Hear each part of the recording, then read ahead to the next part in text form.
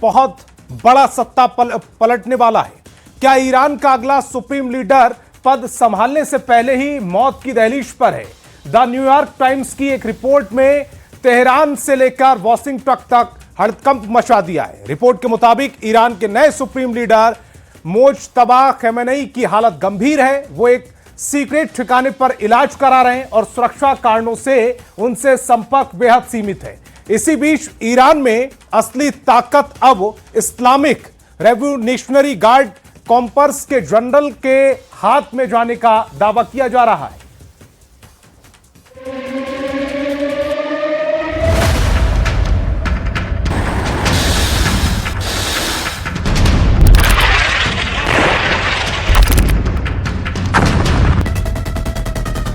Iran के आसमान में सीजफायर के बावजूद बारूद की गंध अभी तक मिटी नहीं है, लेकिन उससे पहले न्यूयॉर्क टाइम्स की एक रिपोर्ट ने तेहरान से लेकर वॉशिंगटन तक खलबली मचा दी है।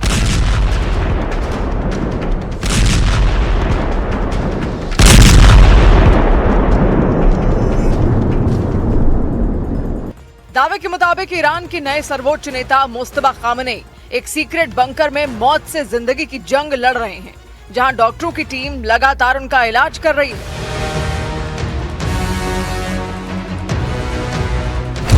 मोज्तबा खमेनेई की मौत से जिंदगी की जंग।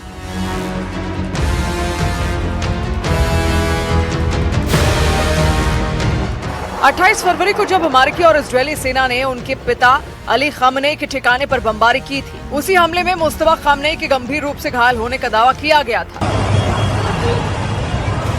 28 फरवरी को हुए हमले में अली खमेनेई, उनकी पत्नी और बेटे की मौत हो गई, लेकिन मोज्तबा बच गए। लेकिन अभी न्यूयॉर्क टाइम्स की रिपोर्ट के मुताबिक मोज्तबा खमेनेई जिंदा लाश बन गए हैं। रिपोर्ट के मुताबिक मोज्तबा खमेनेई का शरीर जख्मों से छलनी है। उनके एक पैर का 3 बार ऑपरेशन हो चुका है और अब उन्हें कृत्रिम पैर यानी प्रोस्थेटिक लेग का इंतजार है। इतना ही नहीं, धमाके की वजह से मोज्तबा खमेनेई के चेहरे और होंठ भी झुलस गए हैं।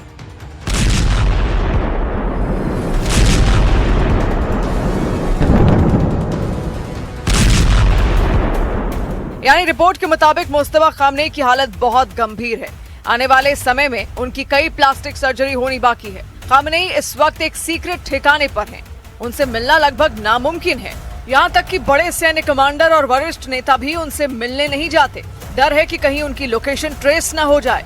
उनके आसपास सिर्फ डॉक्टर्स और मेडिकल टीम है। यही वजह है कि सुप्रीम लीडर का पद संभालने के बाद से मोज्तबा न दुनिया के सामने आए हैं, न ही उनकी आवाज किसी ने सुनी है। मोज्तबा खमेनेई को संदेश अब किसी वीडियो कॉल के जरिए नहीं, बल्कि हाथ से लिखी पर्चियों के रूप में गुप्त ठिकानों से बाहर आते हैं। ईरान में सरकार वर्सेस IRGC।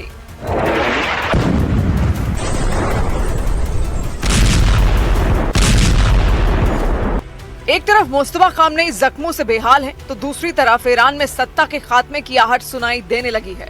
न्यूयॉर्क टाइम्स का दावा है कि ईरान में अब सुप्रीम लीडर की नहीं, बल्कि सैन्य अफसरों का राज शुरू हो गया है। मोज्तबा खमेनेई कागजों पर सुप्रीम लीडर जरूर हैं, लेकिन वो महज एक बोर्ड डायरेक्टर बनकर रह गए हैं। असली पावर सेंटर अब इस्लामिक रेवोल्यूशनरी गार्ड कॉर्प्स यानी IRGC के जनरलों के पास है। युद्ध से लेकर कूटनीति तक और हॉर्मुज़ स्ट्रेट को बंद करने से लेकर अमेरिका से बातचीत तोड़ने तक के तमाम बड़े फैसले अब मिलिट्री कमांडर ले रहे हैं। यही नहीं, दावे के मुताबिक ईरान में IRGC के कमांडरों ने राष्ट्रपति मसूद पेज़ेशकियान को भी किनारे कर दिया है। बताया जा रहा है कि अमेरिका के साथ होने वाली शांति वार्ता को भी इन्हीं जनरलों ने ठुकरा दिया है। जहां ईरानी राष्ट्रपति देश की गिरती अर्थव्यवस्था की दुहाई दे रहे हैं, वहीं जनरल युद्ध के रास्ते पर अड़े हैं। ईरान में जनरलों की सत्ता हावी हो रही है और मुस्तफा खमेनेई सिर्फ एक मुखौटा रह गए हैं।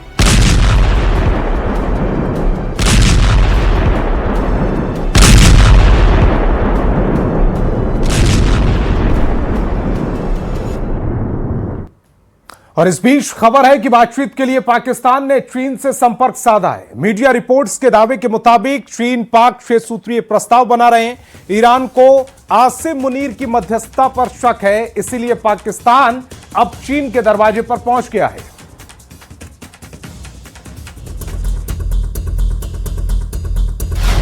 मुनीर का मिशन तेहरान फेल,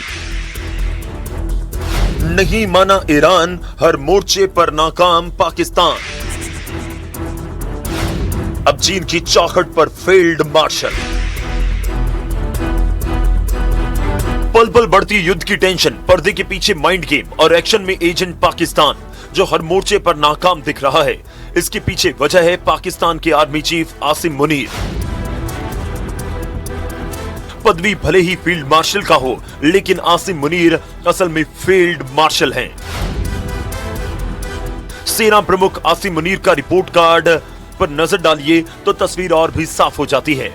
पाकिस्तान के अंदर हालात बदतर हैं। ऑपरेशन सिंदूर में पाकिस्तान को भारत ने जमकर धोया।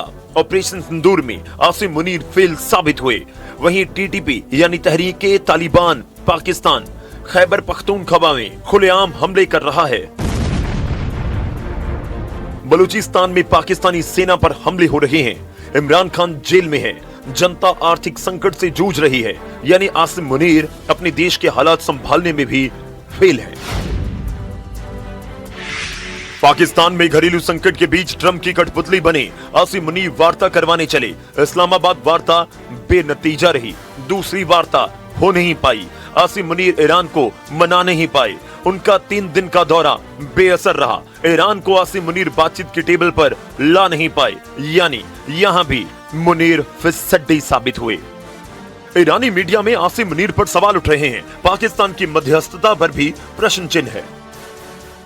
Yes, the Pakistan started to be a mediator between Iran and the United States of America, but unfortunately America is not ready for negotiating.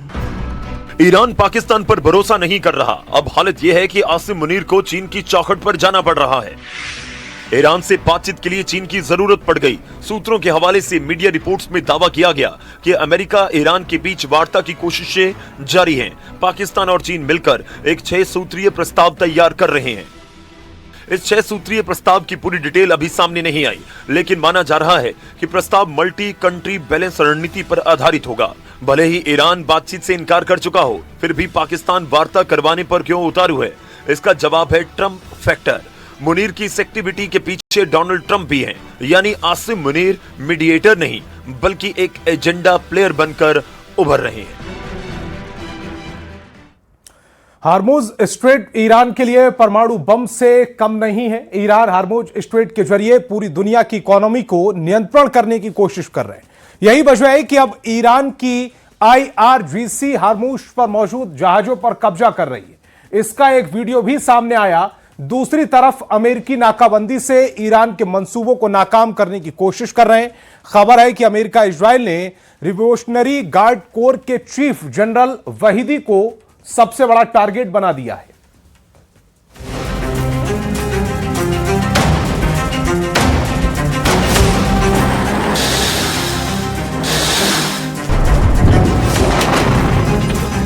Iran में ट्रंप का युद्ध जिस कमांडर से है, उसका चेहरा सामने आ गया है। नेतन्याहू को ईरान में जिस जनरल से निपटना है, उसका पता लग गया है। ईरान का वॉर कमांडर उस धुरंधर का भी बॉस है, जिसके लिए खूंखार कुद्स लड़ा के मर मिटते हैं।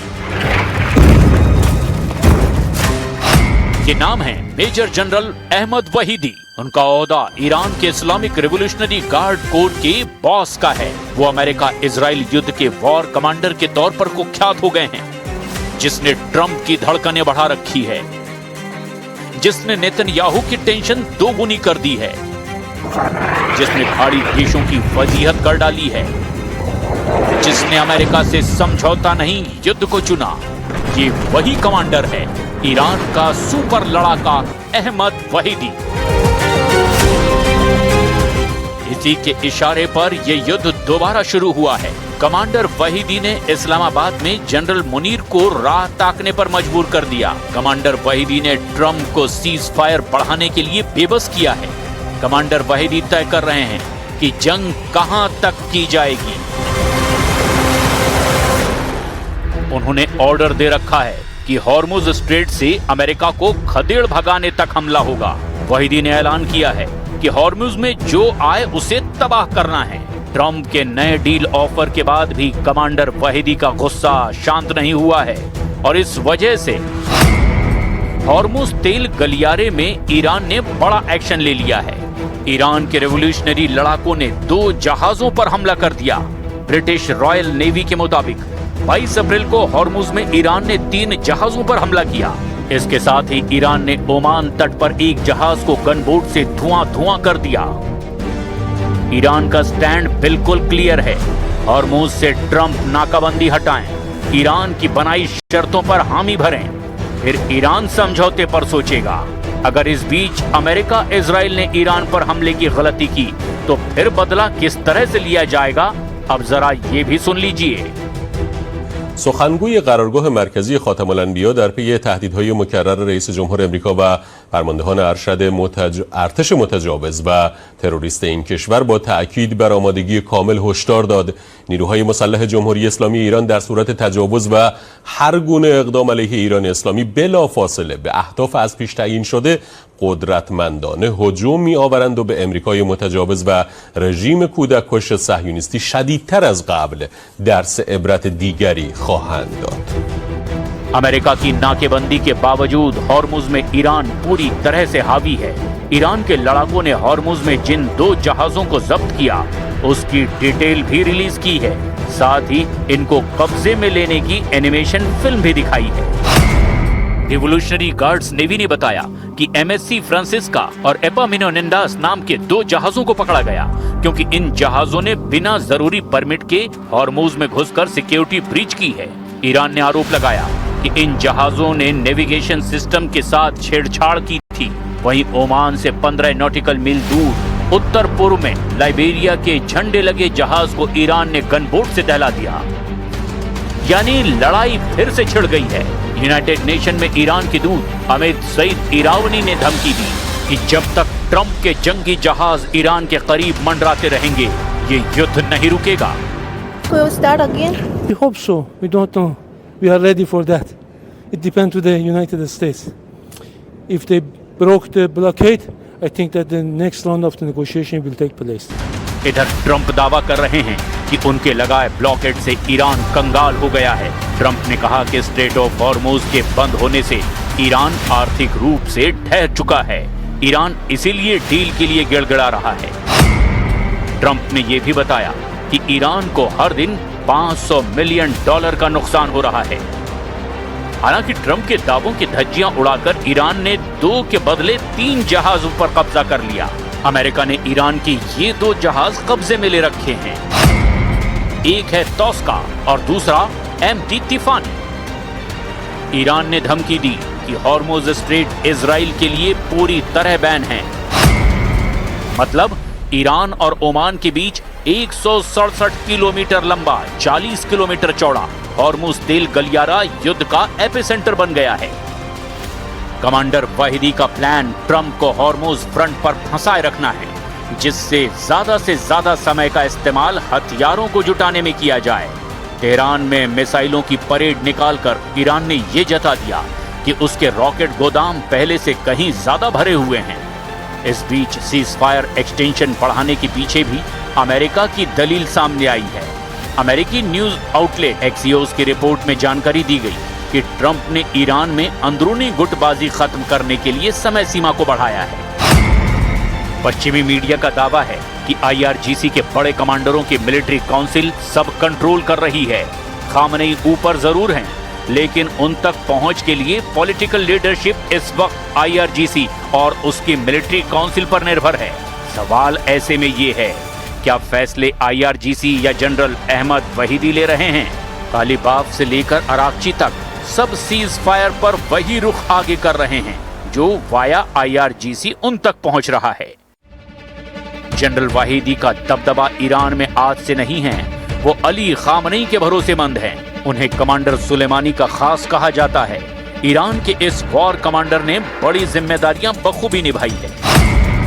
जनरल वाहिदी इब्राहिम रईसी के कार्यकाल के दौरान ईरान के गृह मंत्री थे। महमूद अहमदी नेजाद के राष्ट्रपति पद पर रहने के दौरान वाहिदी रक्षा मंत्री के पद पर भी रहे। जनरल अहमद वाहिदी पहले कुद्स फोर्स के कमांडर रह चुके हैं। वो भी कासिम सुलेमानी की इस एलिट यूनिट के कमान संभालने के पहले की बात है। अर्जेंटीना में 1994 में हुए AMIA बम धमाके के मामले में भी इंटरपोल ने वहीदी को वांटेड करार दिया था। जनरल वहीदी की सोच सुप्रीम लीडर अली खामनी से मेल खाती है। वहीदी अमेरिका और इजराइल से समझौते के सख्त खिलाफ बताए जाते हैं।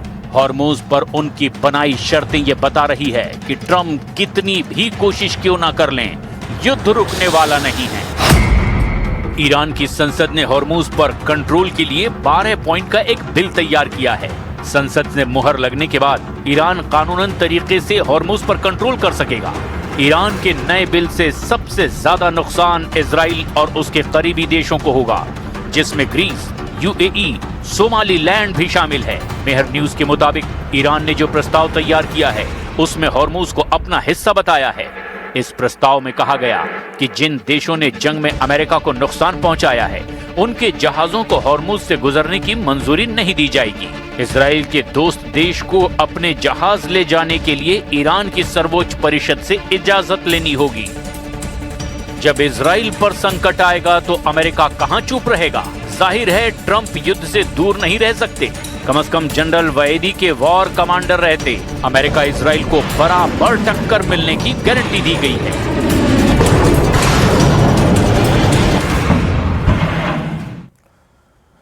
ट्रंप ने भले ही हार्मोश में बारूदी सुरंग बिछाने वाली जहाजों को उड़ाने का ऑर्डर दे दिया हो, लेकिन जब तक ईरान के समुद्री माइंस को पूरी तरह से हटाया नहीं जाएगा तब तक खतरा पूरा है। और एक दावे के मुताबिक इन बारूदी सुरंगों को हटाने में 6 महीने का वक्त लग सकता है, यानी तब तक अमेरिका की मुश्किलें आसान नहीं होने वाली हैं। ये ईरान का रिलीज किया गया वीडियो है। हॉर्मुज स्ट्रेट में दुश्मन के जहाज पर हमला है। ईरान के नकाबपोश लड़ाके तेल के जहाज पर धावा बोलकर उसे कब्जे में ले रहे हैं और ट्रंप को ये बता रहे हैं कि वॉर जोन में ईरान सुपर पावर है। ईरान ही नहीं, पेंटागन ने भी ये मान लिया कि हॉर्मुज में ईरान को हरा पाना बहुत मुश्किल है, क्योंकि ईरान की बिछाई बारूदी सुरंगों को जब तक हटाया नहीं जाता हॉर्मुज में वो घुस भी नहीं पाएंगे। ऐसा किया तो भस्म हो जाएंगे। वॉशिंगटन पोस्ट की रिपोर्ट के मुताबिक पेंटागन ने अमेरिकी संसद को ये जानकारी दी कि हॉर्मुज से सभी बारूदी सुरंगों को पूरी तरह से हटाने में 6 महीने से ज्यादा का वक्त लग सकता है। अमेरिकी कांग्रेस को दी गुप्त ब्रीफिंग में हॉर्मुज में 20 बारूदी सुरंग लाइन होने का भी अनुमान लगाया गया। ईरान ने इन बारूदी सुरंगों को GPS सिस्टम से लैस कर रखा है, जिससे उनकी लोकेशन बदलने पर फौरन अलर्ट मिल जाता है। लेकिन पेंटागन ने वॉशिंगटन पोस्ट की रिपोर्ट को नकारते हुए दावा किया कि वो एक झटके में हॉर्मुज को क्लियर कर सकते हैं। पेंटागन प्रवक्ता शॉन पार्नेल ने धमकी दी कि हॉर्मुज को 6 महीने बंद रखा गया तो ईरान तबाह हो जाएगा। इसका जवाब ईरान के राष्ट्रीय सुरक्षा और विदेश समिति के चीफ ने दिया है। इब्राहिम अजीजी ने कहा कि सीज फायर बढ़ाने की कोई मांग ईरान की तरफ से की ही नहीं गई। ट्रंप ने हार टालने के लिए समझौते को आगे बढ़ाया है। ما تقاضای آتش بس نداشتیم. ما هیچ وقت دنبال آتش بس نبودیم. اتفاقا بسیاری از مردم ما در این ایام بعد از جنگ 40 روزه از آتش بس گلایه‌مند بودن. اعلام می‌کردن که ما این دشمن شکست خورده رو باید تعقیب کنیم. باید مورد برخورد جدی‌تر قرار بدیم. به هر شکل این آتش بس برقرار شد. به یک دلیل هم شاید این که ما به سری اصول اخلاقی جنگ هم میخوایم خودمون رو پایبند کنیم. असल में युद्ध में ईरान को हुए नुकसान का जितना अनुमान अमेरिका इजराइल ने लगाया है, हकीकत उससे बिल्कुल अलग है।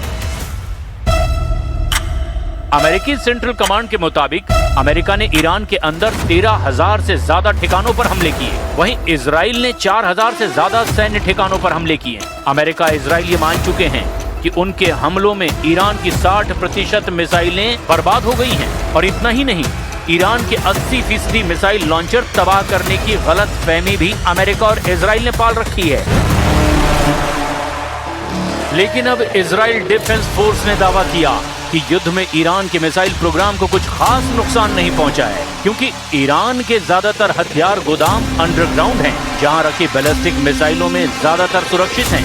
इजराइल ने युद्ध के वक्त ये आरोप लगाए कि ईरान 8000 बैलिस्टिक मिसाइलें बनाने में जुटा हुआ है। ईरान के राष्ट्रीय सिक्योरिटी और विदेश समिति के चीफ ने माना कि फिलहाल ईरान का पूरा जोर हथियारों के गोदाम भरने में लगा हुआ है।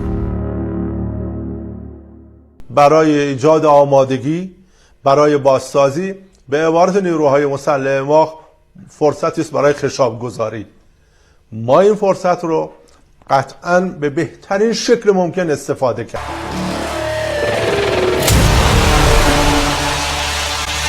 कि ऐसी क्या वजह है कि अमेरिका ईरान की मांग के बिना ही सीजफायर को लागू कर चुका है, और वार एक्सपर्ट का साफ कहना है कि अगर अमेरिका ईरान पर इस वक्त हमला करता है तो अमेरिका को बहुत भारी पड़ सकता है, क्योंकि ईरान के पास अभी भी 70% मिसाइलों का जखीरा बचा हुआ है।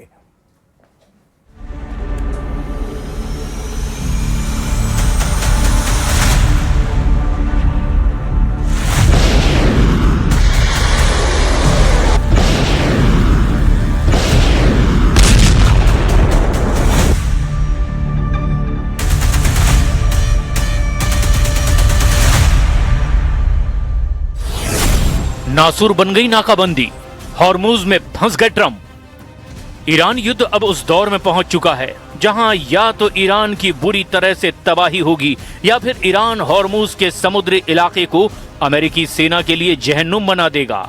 सबसे बड़ी और खतरनाक बात तो यह है कि इस वक्त ईरान में सत्ता की चाबी जिन लोगों के हाथ में है, वो अमेरिका और इजराइल से दो दो हाथ करने के लिए अब पूरी तरह से तैयार हैं। ईरान की सैन्य ताकत और मिसाइलों को लेकर जो रिपोर्ट सामने आ रही है वो बहुत ज्यादा हैरान करने वाली है।